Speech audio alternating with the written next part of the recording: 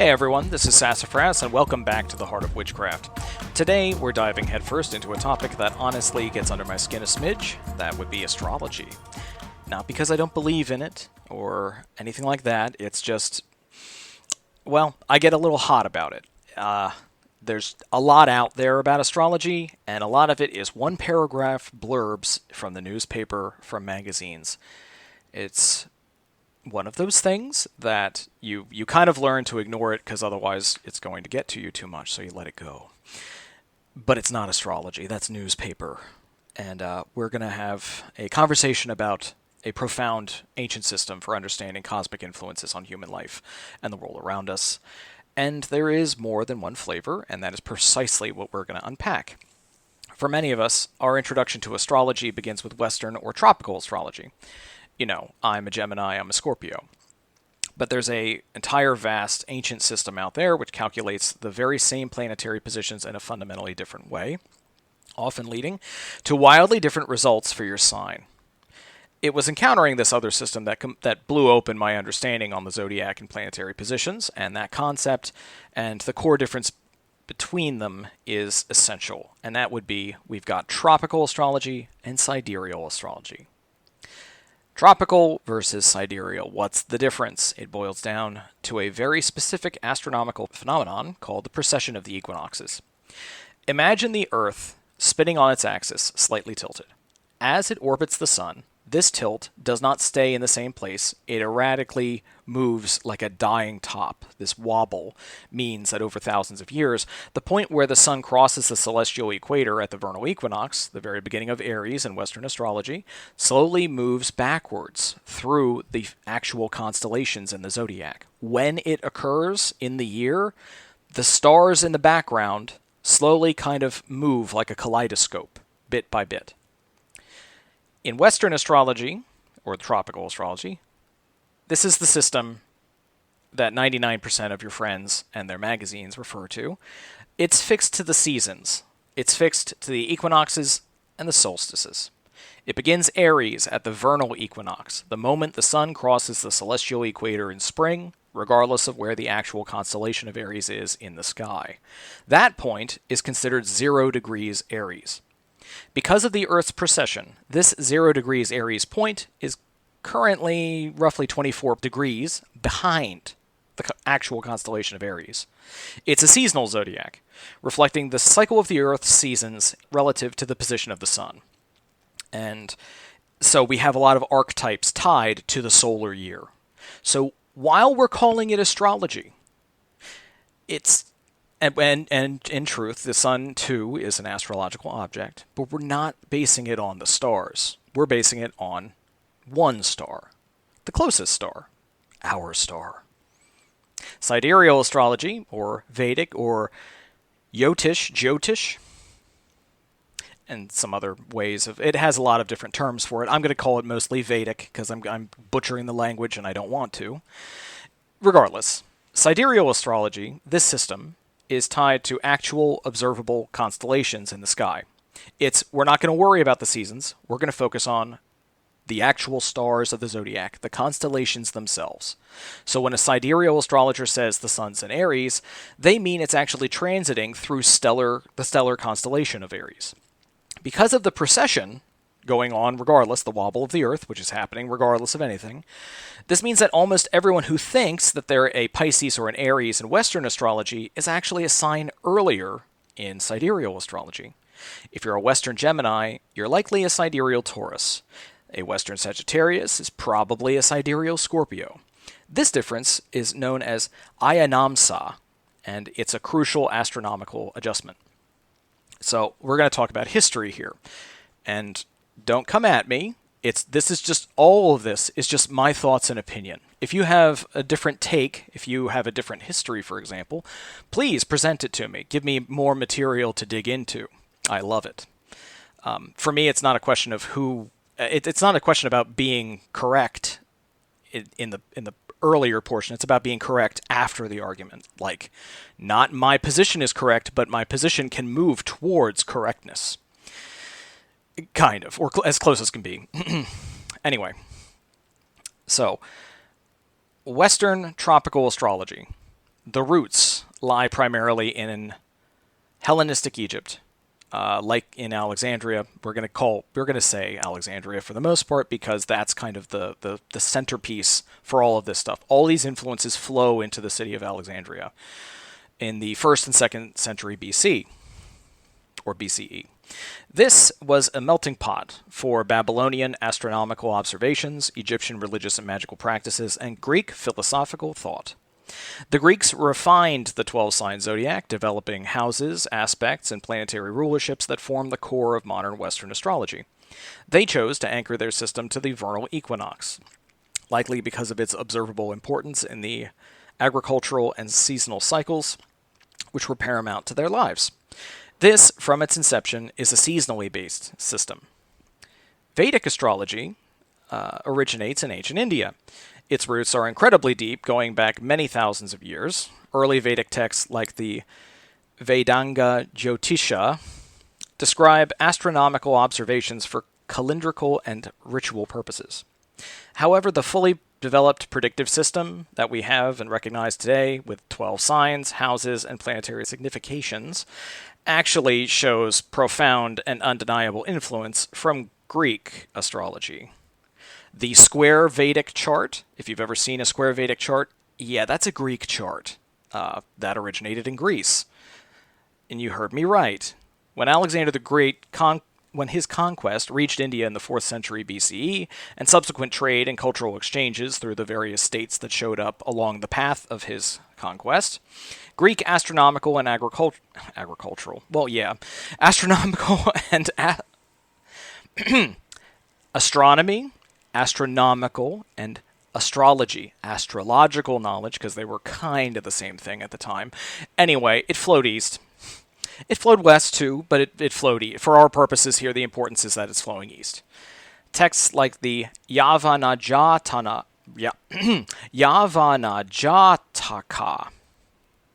say that 10 times fast, and my apologies, literally means science of the Greeks, and that text was translated into Sanskrit around the 3rd century CE, bringing Hellenistic concepts like the zodiacal signs, planetary aspects, house divisions into Indian astrological thought.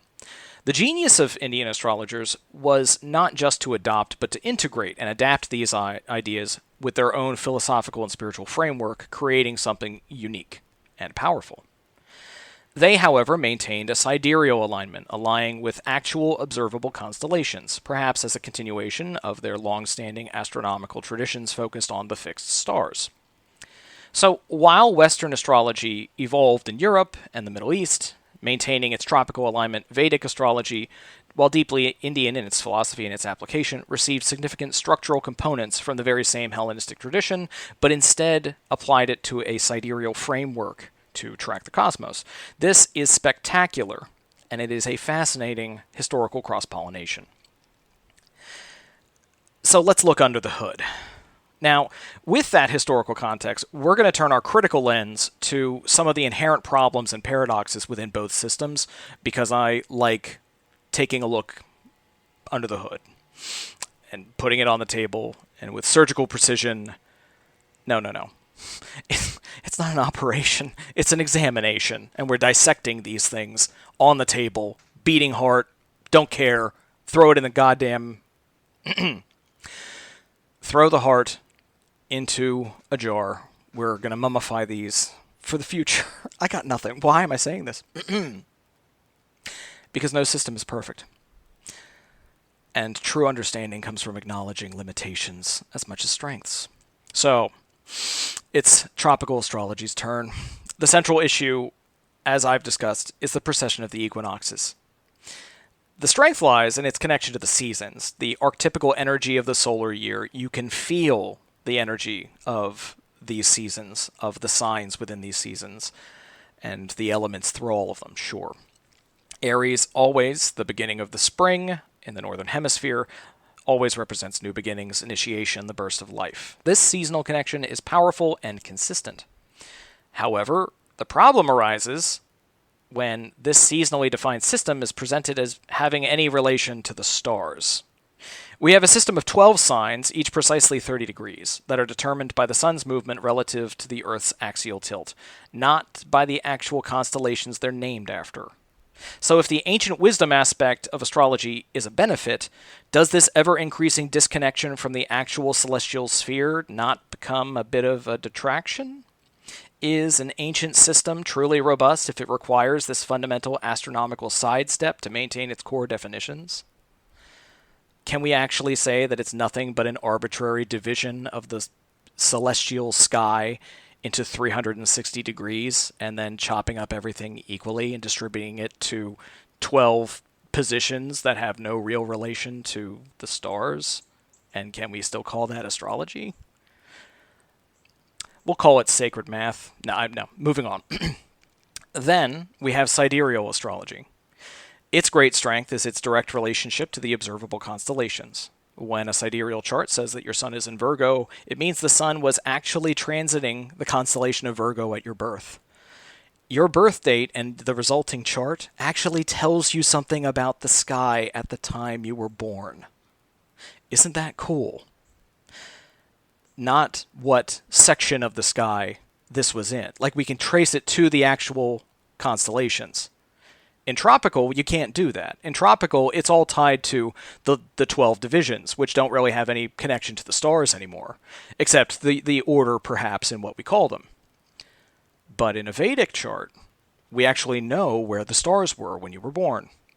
So that seems more true to astronomical reality. But that also has a problem. Because of the precession, the constellations, while fixed relative to each other, are slowly but constantly migrating around the year relative to the seasons.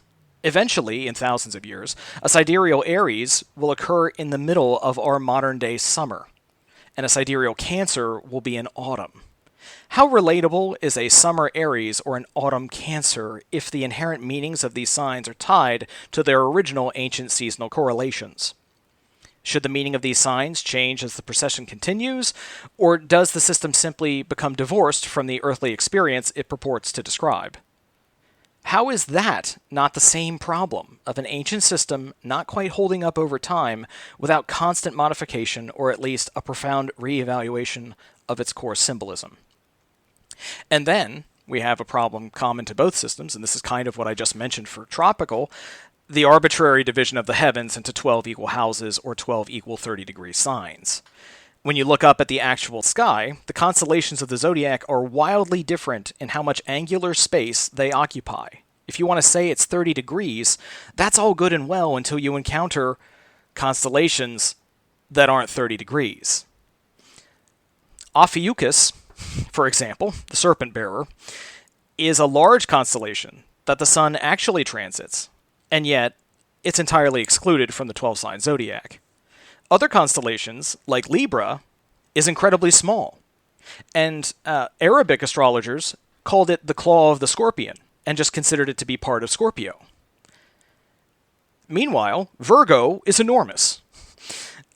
It does not obey this 30-degree segment, or segmentation rather. So dividing the entire ecliptic into 12 perfectly 30-degree segments, each representing a sign, is entirely arbitrary, is it not, from an astronomical perspective?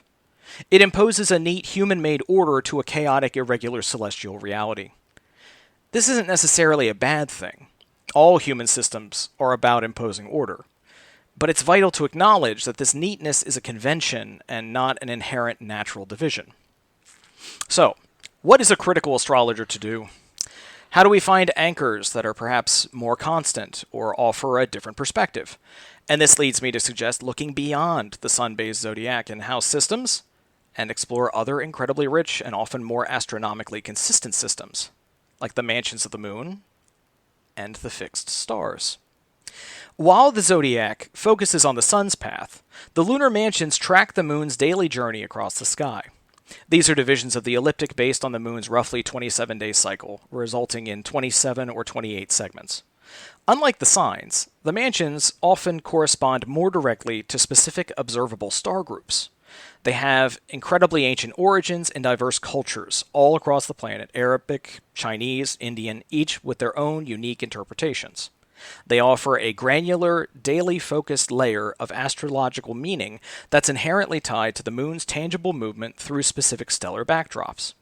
Similarly, the fixed stars themselves offer a powerful, unmoving, on a human timescale framework, while the constellations of the zodiac, the bright, prominent fixed stars like Sirius, Aldebaran, Regulus, or Spica, they have their own unique, long-established magical and astrological significations. They represent constant points of light, archetypal influences that are not subject to the same precessionary shifts as the vernal equinox. My suggestion? For those engaged in astrological calculation and interpretation, consider looking into the fixed stars and the mansions of the moon as a way to check your work, or to provide an alternate complementary layer of interpretation. It's like in tarot. You can choose to read with inverted cards, adding a layer of nuance and challenge, or you can choose to read without them, focusing on the upright meanings. Both are valid approaches. Similarly, understanding these other stellar systems can offer a deeper, often more astrologically grounded perspective, or astronomically grounded perspective. It's not so much that we don't acknowledge that astrology and astronomy are drastically different things that should never be conflated ever. But this is kind of like how people want to try and stay somewhat grounded in a metaphysical conversation, kind of like the purpose of this podcast, because a lot of stuff just kind of gets often too flighty, and you kind of have to have this disconnect in order to keep up with the other person's enthusiasm. This is kind of a grounded, no pun intended, perspective, which is moving past the inherent quirks of the 12-fold zodiac. They provide a different lens, a way to experience the cosmic influence that isn't solely reliant on the established, sometimes problematic conventions of our primary zodiacs. Moving forward, why does any of this matter beyond an academic interest? Because if you've ever felt that your astrological chart didn't quite resonate with you, if it didn't seem right, if something seemed off, if, for example, the way that you use the math to calculate your houses doesn't quite line up, I'm actually encouraging you to relax a little bit. Let it be wrong. It's not the worst thing. Look into it a little more. Dig a little deeper. You're going to be looking for a more critically informed understanding of these ancient systems, and so the perspective is vital to know more about them. I'm not trying to diss astrology. If anything, I wouldn't have these opinions if I didn't care about astrology a lot. And I'm not telling you that your astrology is wrong. I'm just telling you that if you don't think that the system has flaws, then you're not looking at the system. I want to try and help us move beyond superficial blurbs in the newspaper into the realm of the truly complex, historically rich systems designed to help us understand our path, our challenges, and our potential in this vast cosmic dance. It's about more than just a daily fortune. It's a language for the soul. And like any language, it has different dialects, origins, and yes, even internal inconsistencies. So next time you pick up that magazine, remember, there's a whole universe of astrological thought beyond the page, and I'm thinking mostly about CoStar, which is kind of a digital magazine. And the most compelling journeys begin with a good, honest question. That's all for this episode of The Heart of Witchcraft. Thank you so much for listening. If you have questions, comments, or topics you'd like us to explore, please don't hesitate to reach out to us at heartofwitchcraft@gmail.com. For those of you wondering about ads or sponsorships, rest assured this podcast will remain blissfully free of all of that. I don't think that the pursuit of esoteric knowledge, or the teaching thereof, or just talking about astrology for a while, was ever meant to be monetized. That makes for a really weird incentive structure. But in any case, I love hearing from you. So, please reach out with anything, literally anything. Until then, keep exploring, keep questioning, and keep practicing.